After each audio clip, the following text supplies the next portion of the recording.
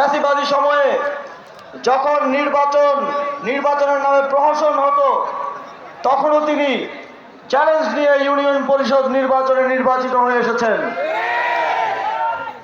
সেই সময় এত চ্যালেঞ্জ নিয়েও তিনি কোনো প্রকার সহযোগিতা ছাড়া ইউনিয়ন পরিষদ চেয়ারম্যান হিসেবে সফলতার ছাপ রেখেছেন। আমাদের বিশ্বাস, আপনাদের সমর্থনে 11 দলীয় জোটের প্রার্থী হিসেবে নূর মোহাম্মদ ভাই নির্বাচিত হয়ে আসলে বিগত সময়ের থেকে আরো জোরালোভাবে, আরো শক্তিশালী রূপে আপনাদের জীবনমান উন্নয়নে, অবকাঠামোগত উন্নয়নে, দুপচাচিয়া আদমদিঘিবাসীর দুঃখ দুর্দশা লাঘব করার জন্য আরো শক্তিশালী রূপে তিনি কাজ করে যেতে পারবেন। সংগ্রামী বন্ধুগণ, আপনারা বিগত ফ্যাসিবাদের সময়ে শুধুমাত্র জেলার পরিচয়ের কারণে আঞ্চলিক বৈষম্যের শিকার হয়েছেন। অন্তর্বর্তীকালীন সরকার দায়িত্ব গ্রহণের পর আমরা সিদ্ধান্ত নিয়েছিলাম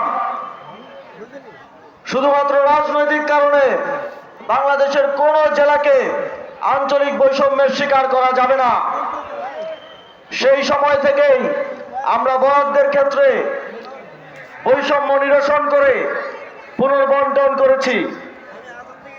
ইতিমধ্যেই আমি স্থানীয় সরকার বিভাগে দায়িত্বে থাকাকালীন আপনাদের বগুড়া শহরকে সিটি কর্পোরেশনে রূপান্তরের উদ্যোগ গ্রহণ করেছি। ইনশাআল্লাহ খুব দ্রুত সময়ের মধ্যে সেই উদ্যোগ সফলতার মুখ দেখবে। আপনাদের বগুড়া স্টেডিয়ামকে আন্তর্জাতিক মানের স্টেডিয়াম করার জন্য আগের জৌলুস ফিরিয়ে দেওয়ার জন্য উদ্যোগ গ্রহণ করা হয়েছে এবং ইতিমধ্যে কাজ সম্পন্নের পথে আছে। তবে আপনারা জানেন আমরা কম সময় পেয়েছি, সেজন্যই আবার আপনাদের মাঝে এসেছি যেন আপনাদের সমর্থন নিয়ে 11 দলীয় ঐক্য জোট এবার সরকার গঠন করতে পারে। তাহলে আমাদের অনেক স্বপ্ন আছে, নূর মোহাম্মদ ভাইয়ের অনেক স্বপ্ন আছে, বগুড়াবাসীকে আমাদের অনেক কিছু দেওয়ার আছে। আমরা জানি আপনাদের কি কি সমস্যা আছে। আমরা সান্তাহার পৌরসভায় আপনাদের দীর্ঘদিনের দাবির প্রেক্ষিতে একটি আন্ডারপাস নির্মাণ করতে চাই। আমরা দুপচাচিয়া পৌরসভার যে যানজট সমস্যা তা নিরসনে একটি ফ্লাইওভার নির্মাণ করতে চাই।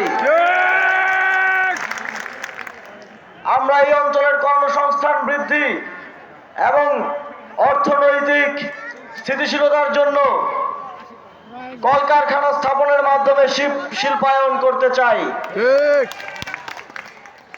আমরা 11 দলীয় জোট বগুড়ার যে এয়ারপোর্ট আছে, যেটাকে শুধুমাত্র রাজনৈতিক কারণে অকেজো করে রাখা হয়েছে, সেটাকে আবারও ফাংশনাল করতে চাই। আমরা বগুড়ার বগুড়ার মেধাবী সন্তানদের জন্য বগুড়ায় একটি বিশ্ববিদ্যালয় প্রতিষ্ঠা করতে চাই। আপনারা যদি 11 দলীয় জোটকে নির্বাচিত করেন, বগুড়া থেকে, টেকনাফ থেকে তেতুলিয়া বাংলাদেশের জনগণের সমর্থন নিয়ে যদি আমরা নির্বাচিত হয়ে আসতে পারি, তাহলে আমরা আমাদের সকল প্রমিস, সকল কমিটমেন্ট বাস্তবায়ন করবো ইনশাআল্লাহ। আমরা ইতিমধ্যে